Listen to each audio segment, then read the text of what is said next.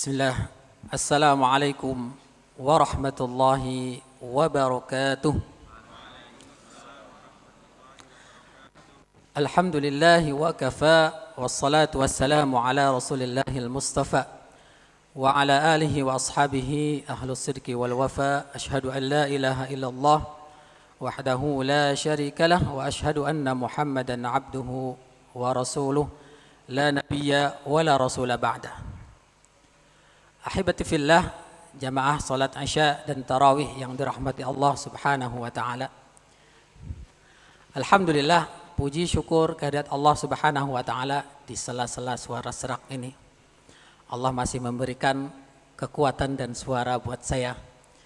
Karena qadarullah dari awal Ramadan sampai ke 26 ini belum berhenti menjadi imam. Ini pulang dari Salatiga ke Bang Sri, istri orang Bang Sri, niatnya istirahat. Sampai sana suruh jadi imam juga. Selang sehari, Zabisa nagih, Ustadz kapan ke Zabisa? Datang, Alhamdulillah masih ada sisa-sisa suara. Ala kulli hal, semoga Allah Subhanahu wa taala mencatat perjuangan kita di bulan Ramadan ini.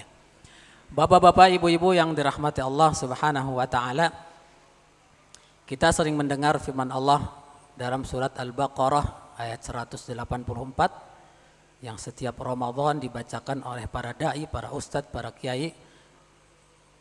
Ya ayyuhalladzina amanu kutiba alaikumus shiyam kama kutiba alal ladzina min qablikum la'allakum tattaqun. Wahai orang-orang yang beriman, telah diwajibkan kepada kalian semuanya berpuasa sebagaimana telah diwajibkan kepada umat-umat sebelum kalian semuanya, la'allakum tattaqun. Endingnya adalah menjadi pribadi takwa di sisi Allah Subhanahu wa taala. Secara umum para ulama mentafsirkan bahwasannya yang dimaksud dengan takwa adalah al-imtithalu awamirallah wajtinabu nawahi. Menjalankan semua perintah Allah Subhanahu wa taala dan juga menjauhi apa-apa yang dilarang oleh Allah Subhanahu wa taala. Ini makna secara global. Kita kaji secara spesifik dari apa yang ditafsirkan oleh sahabat mulia Ali bin Abi Thalib radhiyallahu anhu. Beliau mengatakan bahwasannya yang dimaksud dengan takwa adalah al-khaufu minal jalil. Yang pertama, seseorang dikatakan sukses puasanya, mencapai derajat takwa, yang pertama harus al-khaufu minal jalil. Setelah keluar dari bulan suci Ramadan, kita lihat diri kita, apakah makin takut kepada Allah Subhanahu wa taala atau justru tambah parah? Silahkan dinilai sendiri. Ketika kita makin takut kepada Allah Subhanahu wa taala, itulah salah satu ciri sukses dari puasa yang kita lakukan. Selama bulan Ramadan, kita benar-benar menjaga pikiran kita, pandangan kita, perbuatan kita. Sedikit saja kita mau melakukan dosa tuh rasanya tuh kerasa gitu di bulan suci Ramadan.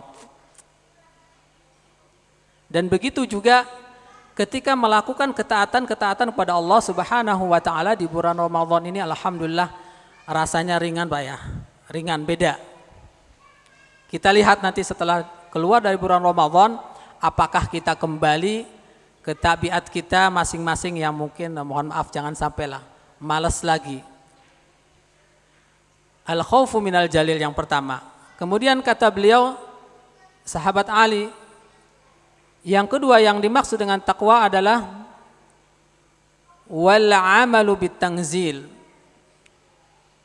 Makin bisa beramal, mempraktekkan hukum-hukum Allah Subhanahu wa taala yang ada di dalam Al-Qur'an.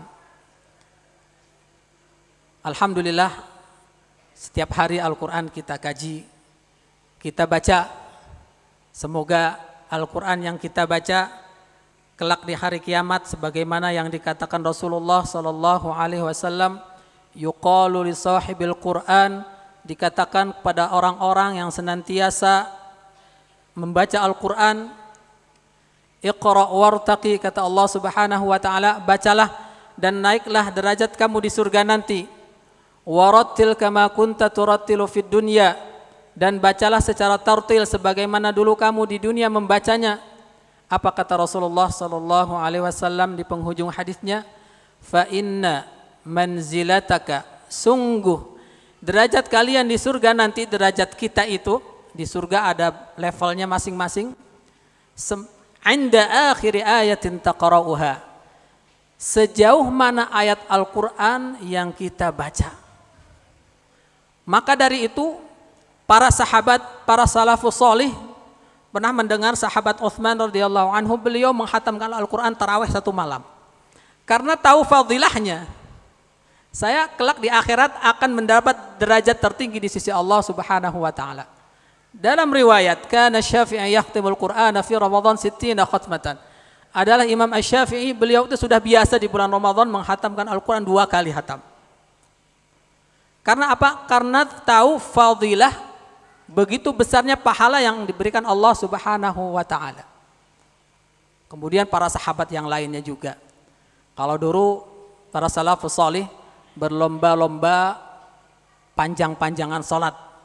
Kalau sekarang di kampung-kampung sekitar kita berlomba-lomba cepat-cepatan salat. Enggak tahu nih Zabisa ini segini nih sedikit apa panjang. Saya bingung mau manjangkan. Tadi cerita sama Ustadz Umar tuh, Ustadz pernah ada ngimamin Ustadz panjang, diprotes jamaahnya katanya. Ya sudah, kira-kira setadi ya sedang lah, enggak pendek enggak panjang. Semoga tidak ada yang protes nanti. Bapak-bapak, ibu-ibu yang dirahmati Allah Subhanahu wa taala, al-khaufu minal jalil wal 'amalu bit tanzil wal qana'atu bil qalil. Yang dimaksud dengan takwa yang ketiga kata sahabat Ali adalah al-qana'atu bil qalil, menerima ridha, qanaah terhadap yang sedikit, karena itu dari Allah Subhanahu wa taala. Ada hikmah yang bisa kita ambil dari rutinitas puasa yang kita lakukan. Kita menahan lapar dari pagi sampai menjelang berbuka. Di situ kita bisa mengambil pelajaran bahwasanya bagaimana rasanya menahan lapar. Kita bisa merasakan saudara-saudara kita yang ada di samping kita, di luar itu tetangga kita, tidak sedikit bahkan banyak yang makan hanya bisa 2 kali, bukan di Ramadan. Kalau kita insya Allah makan 2 kalinya di bulan suci Ramadan saja. Itu pun nanti habis tarawih ronde keduanya gitu. Malamnya ada ronde ketiga, wallah alam, balas dendam.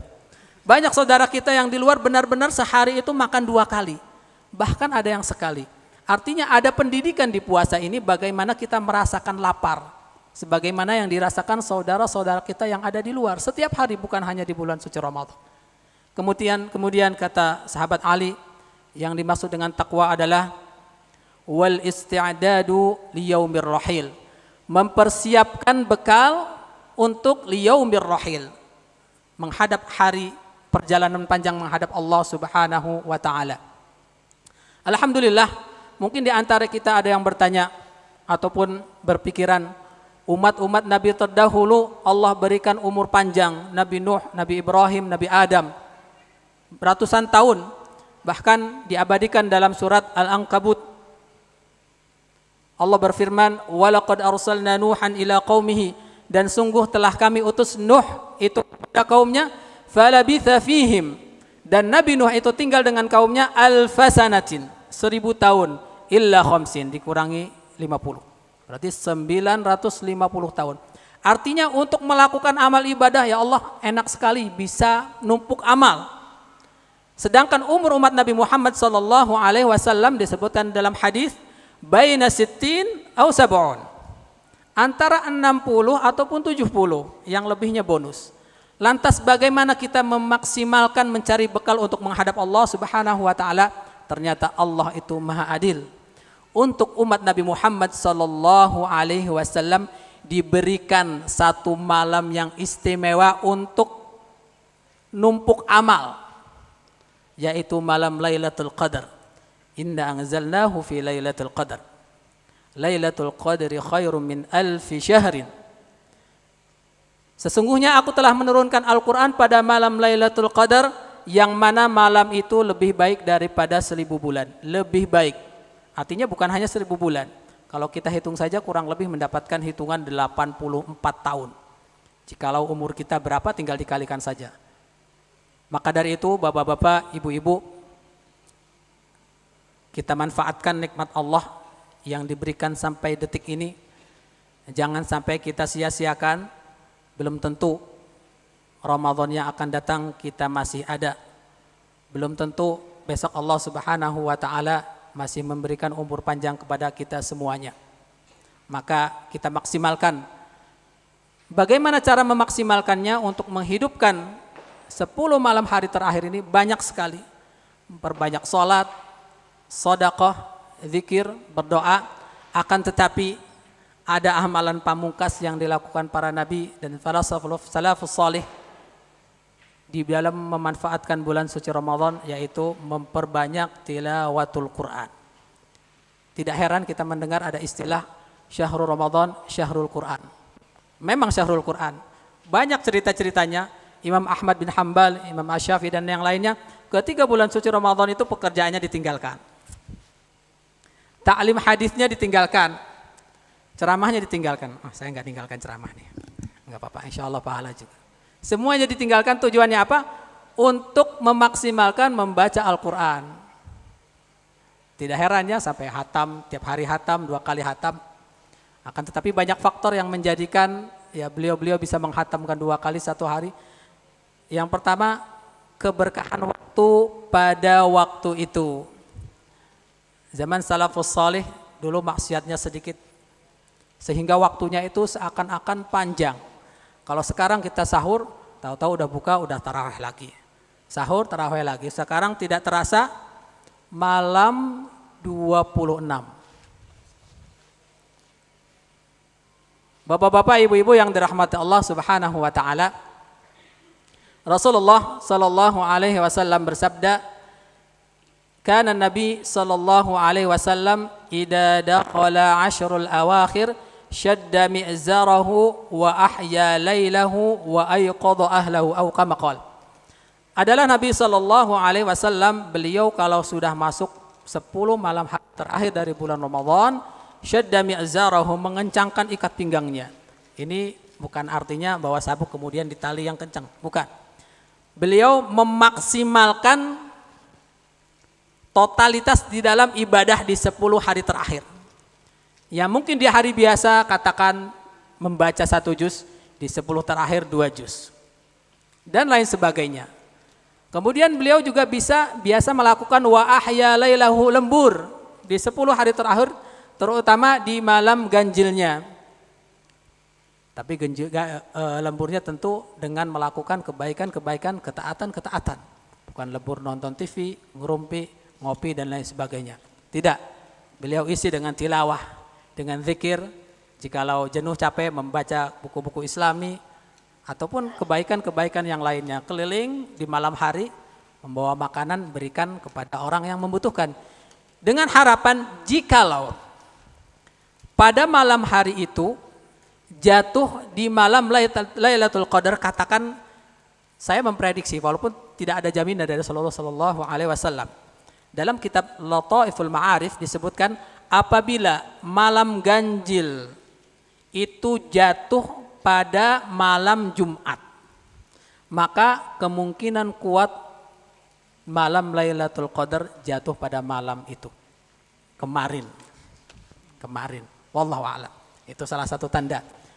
Kita berharap ketika kita memaksimalkan ibadah tilawatul Quran yang di hari-hari biasa dari 1 hurufnya mendapatkan 10 kebaikan, di malam Lailatul Qadar dilipat gandakan 1000 bulan, 84 tahun. Padahal bapak-bapak, ibu-ibu, wallahu a'lam bissawab, umur kita sampai atau tidak mencapai 84 tahun. Maka dari itu sungguh merugi seorang hamba yang Allah berikan umur panjang, seorang hamba yang Allah berikan kesehatan, kemudian dia lalai di bulan Ramadan ini. Kalau tidak sekarang, mau kapan lagi? Terutama mungkin introspeksi buat kita bersama.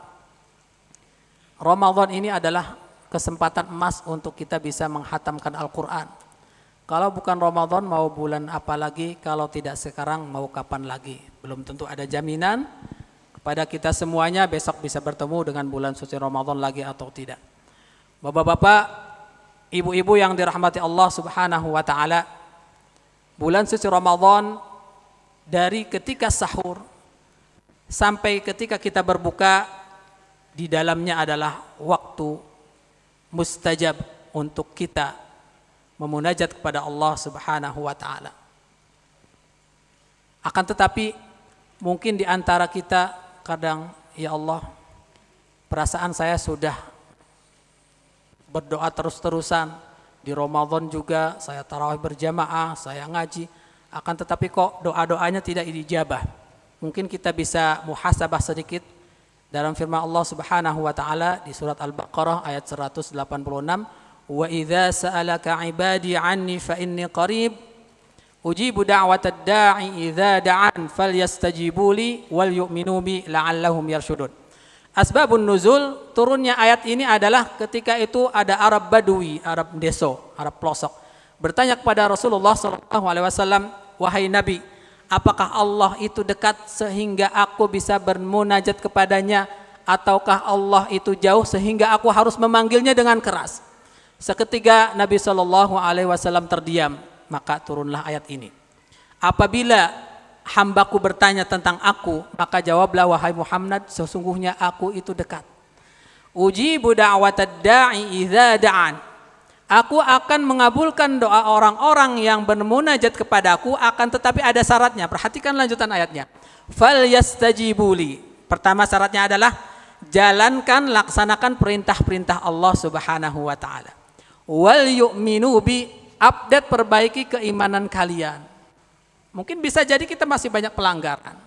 Kemudian dalam hadis yang lain dikuatkan, sesungguhnya Allah tidak akan menerima doa seorang hamba yang hatinya lalai. Mari kita introspeksi bersama ketika kita bermunajat kepada Allah Subhanahu wa taala, apakah hati kita benar-benar dihadapkan merasakan kehadiran Allah Subhanahu wa taala, ataukah hanya sekadar rutinitas biasa? Salat berdoa selesai, salat berdoa selesai. Sesungguhnya Allah tidak akan menerima doa seorang hamba yang hatinya lalai. Kemudian syarat yang berikutnya adalah Rasulullah mengatakan, ud'ullaha wa antum muqinuna bil ijabah. Berdoalah kepada Allah Subhanahu wa taala dan kamu harus yakin bahwasanya Allah akan mengijabah doa kalian.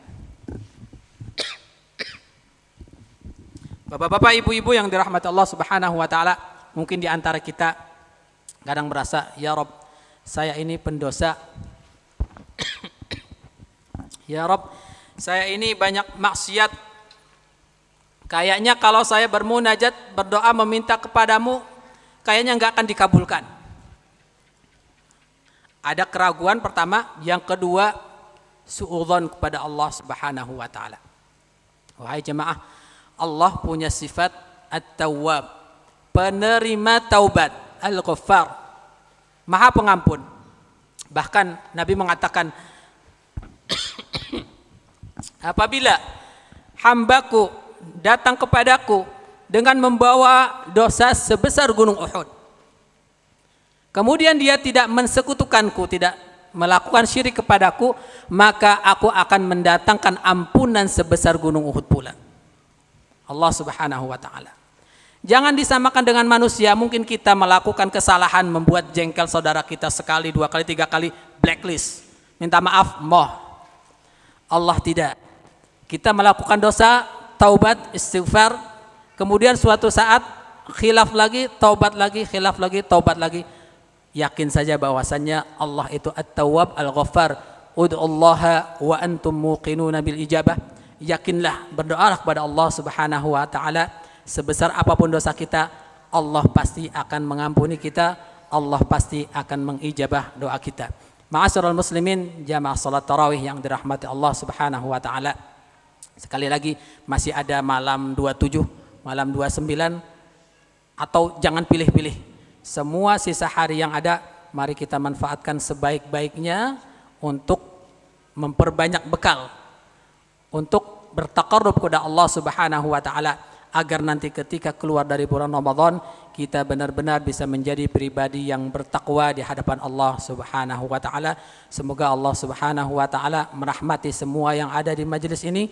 Semoga Allah Subhanahu wa taala memberi keberkahan yang ada di majelis ini.